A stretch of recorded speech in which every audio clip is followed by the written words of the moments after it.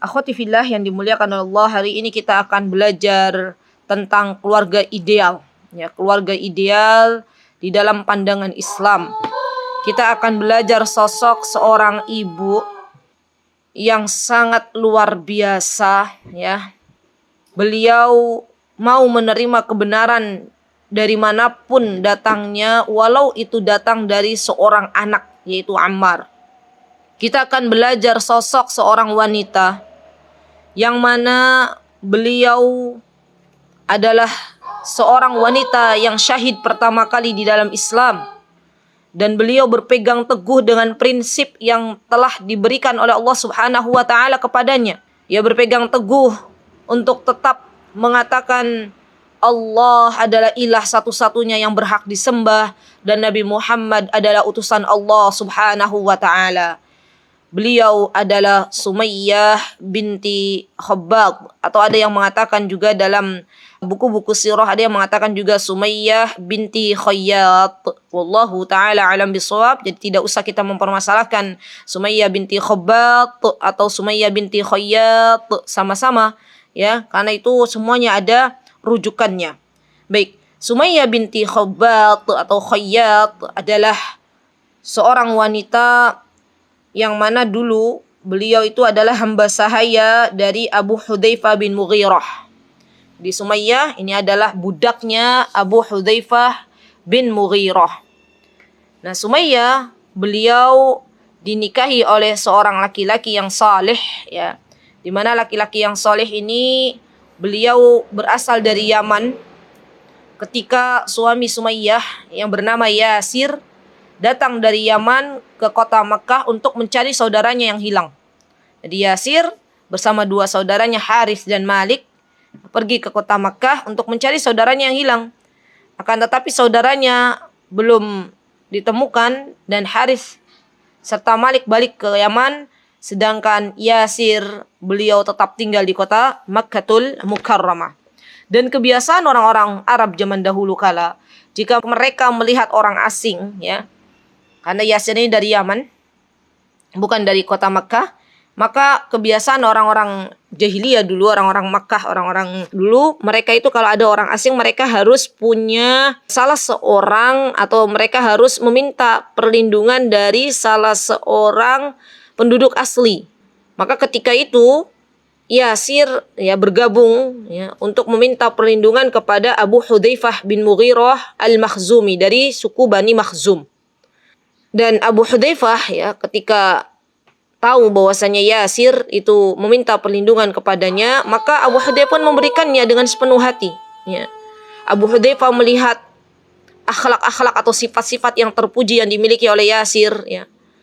Abu Hudzaifah melihat diri Yasir penuh dengan kebaikan. Subhanallah, karena memang orang Yaman itu, teman-teman, subhanallah, ya, karena beliau juga berasal dari Yaman, dan Rasulullah SAW memang mengatakan al-hikmatu minal Yaman. Orang Yaman itu mayoritas penduduknya itu baik. Dan saya bersaksi, ya, di hadapan jamaah semuanya, saya dan suami melihat, ya, subhanallah, tidaklah kami mendapatkan sebuah keburukan ketika kami belajar di Yaman kecuali kami mendapatkan kebaikan dari penduduk-penduduk asli sana. Masya Allah.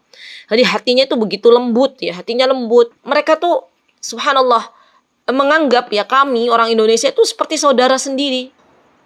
Jadi ketika kami merantau itu kami tidak merasa kehilangan, ya. Walaupun kami jauh dari kerabat, ya, kerabat kami di Indonesia, tapi mereka tuh seakan-akan Allah berikan itu sebagai hiburan untuk kami, subhanallah.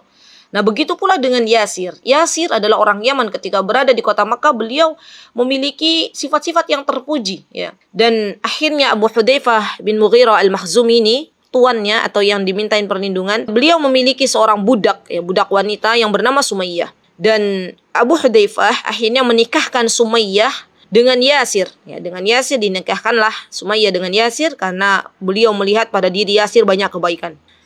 Setelah menikah, ya, Sumayyah dan Yasir, Allah menganugerahkan kepada mereka seorang anak, ya, seorang anak yang diberikan nama, ya, oleh mereka dengan Ammar. Maka kita akan tahu seorang sahabil jalil, sahabi yang mulia bernama Ammar bin Yasir. Nah, teman-teman yang dimuliakan oleh Allah Subhanahu wa taala, subhanallah, ketika di Mekkah, ya, ada pengumuman, ya, ketika itu di Mekah Rasulullah SAW mengatakan ya bahwasanya saya adalah utusan Allah Subhanahu wa taala, maka berimanlah kepada Allah ya.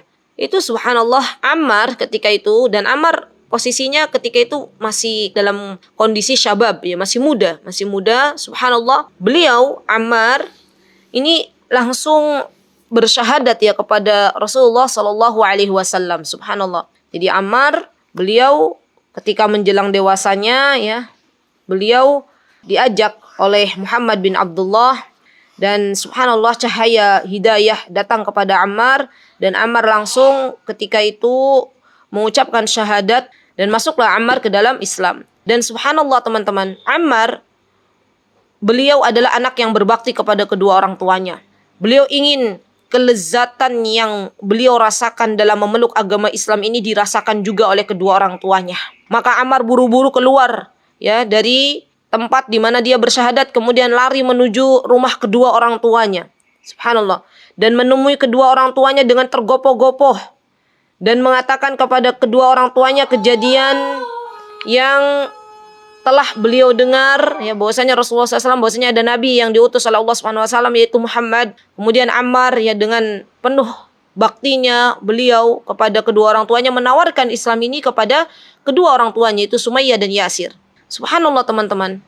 Karena memang ya subhanallah Yasir ini dan Sumayyah memiliki kebeningan hati, memiliki kejernihan hati. Subhanallah. Maka dengan mudahnya Allah berikan hidayah. Dengan mudahnya mereka berdua, Yasir dan Sumayyah, menerima tawaran anaknya, menerima kebenaran yang dibawa oleh anaknya.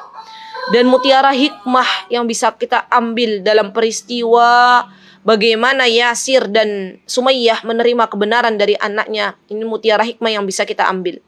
Bagaimana orang tua menerima kebenaran dari anaknya. Karena di zaman sekarang ini banyak ya, mohon maaf sekali, orang tua yang sudah punya anak. Anaknya sudah duluan diberikan hidayah oleh Allah Subhanahu wa taala. Dan anaknya melihat ya kedua orang tuanya belum mengikuti sunnah misalnya. Sebenarnya anaknya tuh pengen mengajak kedua orang tuanya untuk mengenal ajaran yang sempurna ya, ajaran sunnah yang dibawa oleh Nabi kita Muhammad SAW. Terkadang orang tua karena keegoisan mereka tidak mau menerima kebenaran karena dibawa oleh anaknya. Mereka akan mengatakan, kamu itu tuh anakku, kamu masih bau kencur. Dan subhanallah, peristiwa ini teman-teman banyak terjadi. Kenapa saya katakan banyak terjadi? Saya dulu ketika mengajar di pondok pesantren ya, banyak sekali anak-anak itu subhanallah yang sudah mendapatkan lezatnya nikmat hidayah, nikmat sunnah. Mereka tuh berusaha mengajak kedua orang tuanya, Abi kalau pulang ya, ayah, ibu, ayolah begini-begini, ayolah rubah. Sebenarnya ini tuh tidak pernah diajarkan oleh Rasulullah SAW. Apa yang ada kedua orang tuanya? Orang tuanya langsung memarahinya dan mengatakan, kamu tuh tahu apa?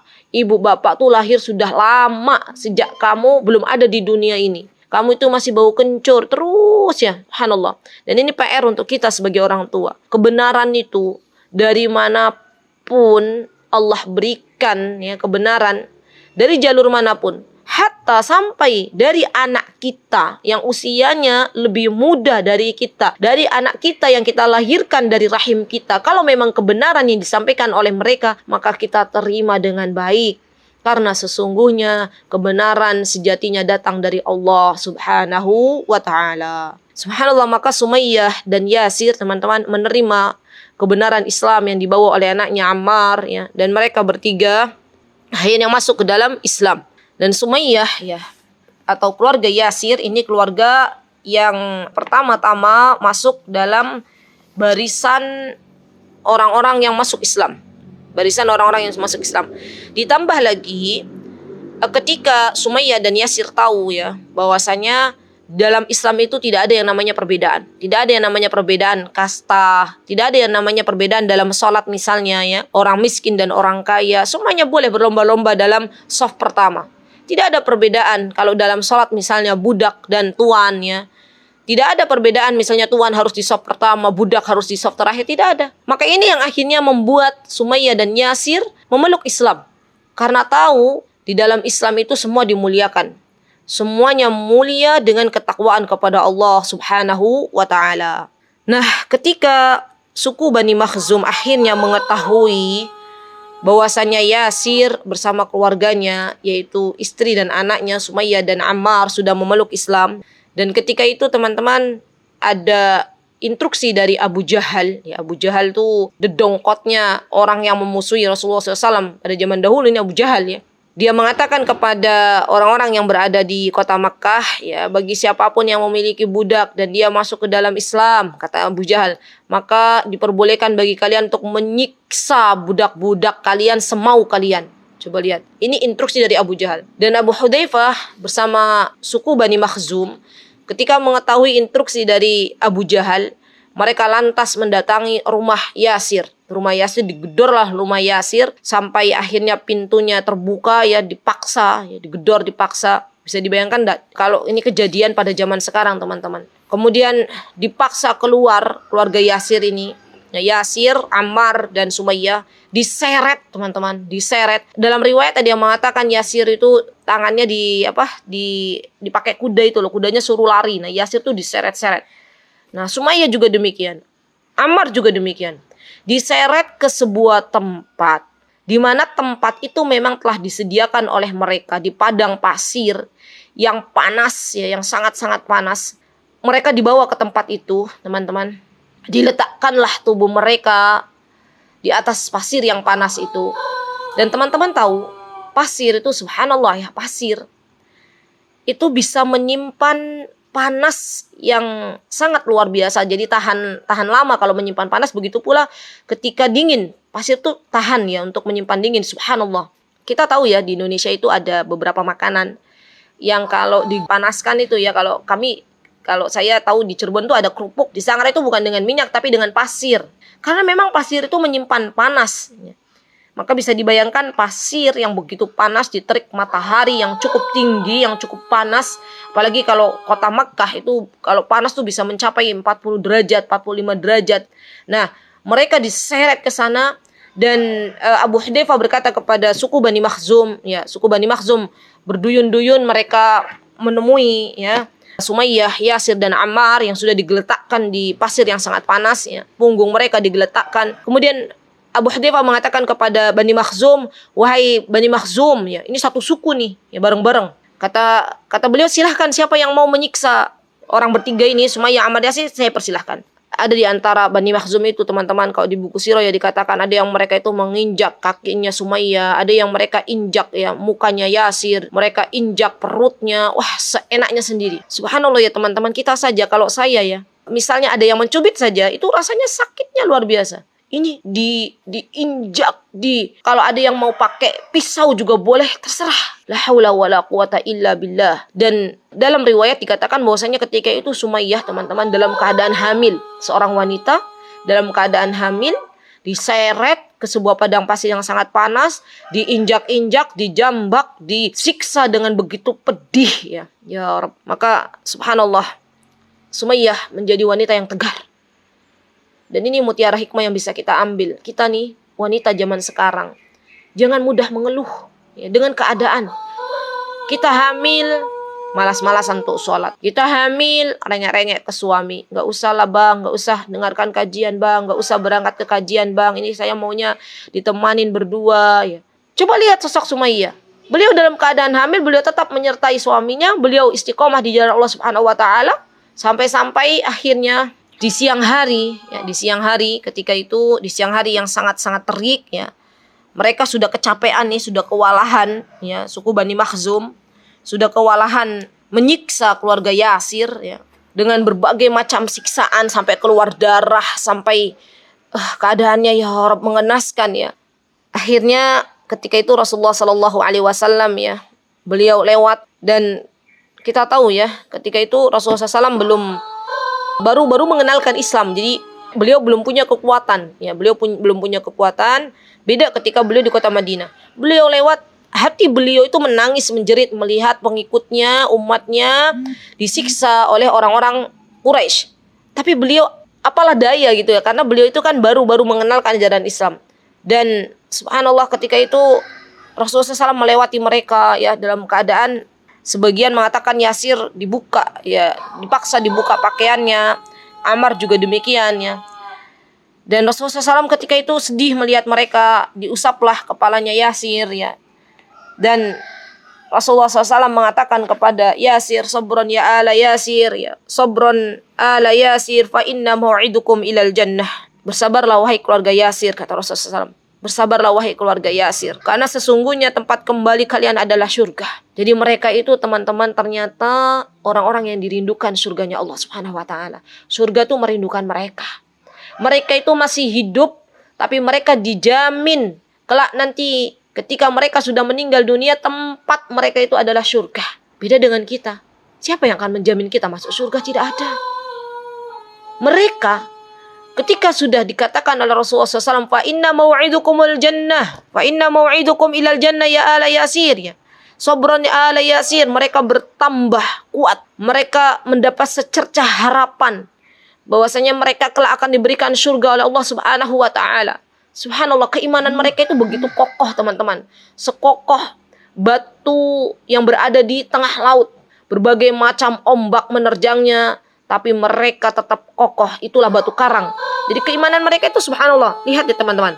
Mereka zaman awal-awal Islam baru diperkenalkan oleh Rasulullah SAW. Belum banyak. Rasulullah SAW belum mengenalkan banyak ya kepada mereka. Apa itu surga, apa itu. Subhanallah. Belum. Tapi subhanallah mereka itu benar-benar istiqomah. Mereka benar-benar mempertahankan keimanannya. Sampai-sampai mereka ketika dipaksa untuk keluar dari Islam dan kembali ke agama nenek moyang orang-orang jahiliyah, mereka hanya mampu mengatakan ahad. Mereka mengatakan Allah adalah ilah yang satu, Allah adalah ilah yang satu ya. Subhanallah. Dan kita lihat ya teman-teman, dimanapun berada ya di bumi Allah, kita pernah mendengar ada orang-orang yang mempertahankan keimanan ini, mempertahankan kalimat la ilaha illallah Muhammadar Rasulullah ya. Mereka disiksa dengan luar biasa. Kita tidak lupa dengan sejarah ya.